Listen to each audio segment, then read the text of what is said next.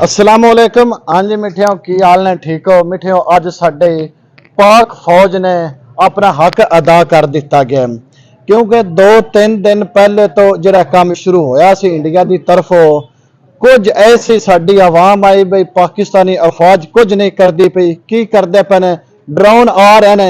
None चाहिदा सी भी इन्हां अगों रोकना या गिराना चाहिए जिहड़ी आबादी ते गिरदे पे ने, लेकिन उन्हां सबर दा मुजाहरा कीता। सबर दा आखिर फल मिठा हुंदा है। ਉਹ ਅੱਜ ਇੰਡੀਆ ਵਾਲਿਆਂ ਨੂੰ ਸਵੇਰ ਫਜਰ ਦੇ ਵੇਲੇ ਉਹਨਾਂ ਛਕਾ ਦਿੱਤਾ ਹੈ। ਤੁਸੀਂ ਆਪ ਸਵੇਰ ਦੇ ਵੇਂਦੇ ਪਏ ਹੋ ਕਿੰਨਾ ਕੁ ਨੁਕਸਾਨ ਕੀਤਾ ਨਾ, ਕੀ ਕੁਝ ਉਹਨਾਂ ਦੇ ਨਾਲ ਹੋ ਚੁੱਕੀ ਹੈ। ਤੇ ਇਸ ਵੇਲੇ ਮੈਂ ਜਲਾਲਪੁਰ ਭੱਟੀਆਂ, ਡੇਰੇ ਭੱਟੀਆਂ ਦੇ ਵਿੱਚ ਮੌਜੂਦ ਹਾਂ। ਇੱਥੇ ਪਾਕ ਫੌਜ ਦੇ ਜਿਹੜੀਆਂ ਨੂੰ ਫਤਹ ਨਸੀਬ ਹੋਈ ਹੈ ਉਹਦੇ ਹੱਕ ਵਾਸਤੇ ਅੱਜ ਜਸ਼ਨ ਇੱਥੇ ਮਨਾਇਆ ਜਾ ਰਿਹਾ। ਢੋਲ ਮਠਿਆਈਆਂ ਤਕਸੀਮ ਕੀਤੀਆਂ ਜਾ ਰਹੀਆਂ ਨੇ ਤੇ ਕੁਝ ਸ਼ਹਿਰੀ ਮੇਰੇ ਨਾਲ ਮੌਜੂਦ ਨੇ। ਅਸੀਂ इस हवाले नाल इन्हां नाल गुफ्तगू करने जी। अस्सलाम वालेकुम। वालेकुम अस्सलाम जी। मियां साहब, जिहड़ा अज पाक फौज ने फजर दे वेले इंडिया नूं दे कम पाए हमले कीते ना, या जेड़े जेड़े कुछ आवाम आंदी भी करदे कुछ नहीं पे, ना करना कुछ नहीं, वो बंब सट्टी जा रहे हैं, उस हवाले तुसीं की कहना चाहते हो? कांजू साहब बिस्मिल्लाह रहमान रहीम। ये कांजू साहब पाक फौज ने कोई पहली बारी नहीं कम पाए।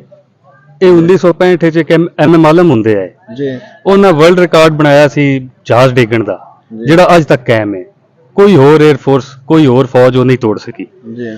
ਉਸ ਤੋਂ ਬਾਅਦ ਜਿਹੜਾ ਹੁਣ ਇਹ ਕੰਮ ਹੋਇਆ ਕੱਲ ਅੱਜ ਸਵੇਰ ਜੀ ਜੀ, ਇਹਦੇ ਵਿੱਚ ਤੁਸੀਂ ਵੇਖਿਆ ਕਿ ਇੰਡੀਆ ਦੀਆਂ 5 에ਅਰ ਬੇਸ ਤਬਾਹ ਕਰ ਦਿੱਤੀਆਂ ਗਈਆਂ ਜੀ ਜੀ।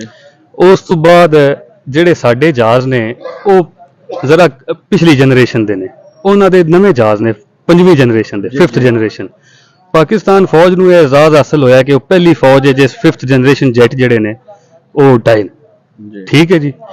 ਤੇ ਪਾਕਿਸਤਾਨੀ ਫੌਜ ਜਿੰਨੀ ਦੇਰ ਸਾਡੇ ਸਿਰ ਤੇ ਮੌਜੂਦ ਹੈ, ਸਾਨੂੰ ਕਿਸੇ ਸ਼ੈ ਤੋਂ ਡਰਨ ਦੀ ਕੋਈ ਲੋੜ ਨਹੀਂ। अच्छा, दूसरे नंबर तुसीं इह सन दसो भी 2-3 दिन पहले ड्रोन हमले इंडिया पाकिस्तान ते कर रहा सी, कुछ लोगों का यह ज़हन है, कोई सवाल भी ये पैदा होंदे सन भी ये कर कुछ नहीं सकती, ये रोकदे क्यों नहीं पे? उस हवाले तुसीं की कहना चाहते हो? ਉਹ ਜੀ ਜਿਹੜੇ ਲੋਕ ਆਏ ਨਾ, ਸਾਡੇ ਅੰਦਰੂਨੀ ਲੋਕ ਆਏ ਜੀ, ਉਹ ਜਿਹੜੇ ਲੱਗੇ ਹੋਏ ਸੀ ਪਾਕ ਫੌਜ ਦੇ ਖਿਲਾਫ, ਗਵਰਨਮੈਂਟ ਦੇ ਖਿਲਾਫ ਜੀ ਜੀ, ਉਹ ਹੁਣ ਅੱਜ ਮੈਨੂੰ ਨਹੀਂ ਪਤਾ ਦਿਸਦੇ। ਉਹ ਪਤਾ ਨਹੀਂ ਉਹਨਾਂ ਗੋਲੀਆਂ ਖਾ ਲਈਆਂ, ਮਰ ਗਏ ਨੇ ਕਿ ਕੀ ਹੋਇਆ, ਉਹ ਅੱਜ ਨਹੀਂ ਪਤਾ ਦਿਸਦੇ ਮੈਨੂੰ। ਅੱਜ ਨਾਲ ਸੱਪ ਸੁਣ ਗਏ।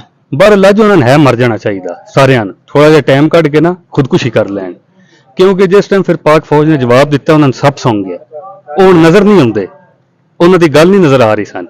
ਤੇ ਇਹ ਕਾਂਜੂ ਸਾਹਿਬ ਇਨਸ਼ਾਅੱਲਾ ਇਹਨਾਂ ਗਦਾਰਾਂ ਨੂੰ ਇੰਜ ਹੀ ਦਬ ਕੇ ਰੱਖਾਂਗੇ ਤੇ ਪਾਕ ਫੌਜ ਹਮੇਸ਼ਾ ਜ਼ਿੰਦਾਬਾਦ।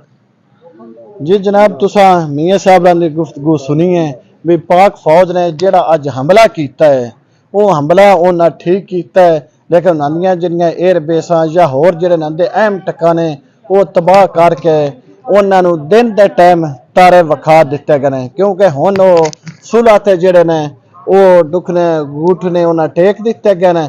ਹੁਣ ਤੇ ਇਹ ਆਂਦੇ ਨੇ ਵੀ ਅਸੀਂ ਅਮਨ ਚਾਹੁੰਦੇ ਆ, ਕਸ਼ੀਦਗੀ ਨਹੀਂ ਚਾਹੁੰਦੇ ਜੀ। ਕਾਂਜੂ ਸਾਹਿਬ ਗੱਲ ਇਹ ਵੇ, ਜਿਸ ਟਾਈਮ ਮੁਲਕ ਵਿੱਚ ਜੰਗ ਦਾ ਮਾਹੌਲ ਹੁੰਦਾ ਹੈ ਨਾ, ਉਸ ਟਾਈਮ ਕੋਈ ਸਿਆਸਤ ਨਹੀਂ ਹੁੰਦੀ, ਕੋਈ ਪਾਰਟੀ ਨਹੀਂ ਹੁੰਦੀ, ਸਭ ਪਾਕਿਸਤਾਨੀ ਹੁੰਦੇ ਨੇ, ਸਭ ਆਪਣੇ ਮੁਲਕ ਦੇ ਮੁਹਿੱਬੇ ਵਤਨ ਜਿਹੜਾ ਸ਼ਹਿਰੀ ਬਣ ਕੇ ਉਹ ਮੁਜ਼ਾਹਰਾ ਕਰਨਾ ਚਾਹੀਦਾ।